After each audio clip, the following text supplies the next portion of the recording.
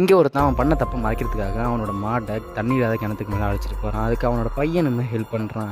அந்த மாடுமே அதை நின்ன உடனே அந்த பலகை வெயிட்டு தாங்காமல் உடஞ்சி அந்த மாடும் கிணத்துக்குள்ளேயே விழுந்தது. அதேமாதிரி அந்த மாடு வழியில் கற்றுது, அதை வெளில தெரியக்கூடாதுன்றதுக்காக இவனுமே துப்பாக்கி எடுத்து அந்த மாடையுமே உடனே சுட்டுறான்.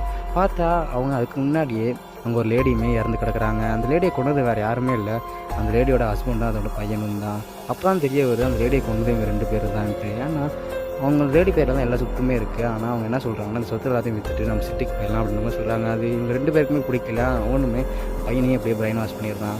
கொஞ்ச நாளாக அந்த லேடியை காணுன்ட்டு போலீஸுமே உடனே தேடி இந்த வீட்டுக்கு வராங்க. இவங்களுமே எதுவுமே தெரியாத மாதிரி ஒன்றுமே ரியாக்ட் பண்ணாமல் அமைதியாகவே இருக்காங்க. அந்த போலீஸும் கேட்குறதுக்கு இந்த லேடி எங்கே சொன்னால் அவங்க இந்த வில்லேஜ் வாழ்க்கை பிடிக்காம சிட்டிக்கு போயிட்டாங்க அப்படின்னு சொல்லி சமாளிச்சிடுறாங்க. உடனே அந்த போலீஸும் வெளில போகும்போது அந்த கிணறு மூடி இருக்கிறத பார்க்குறாரு.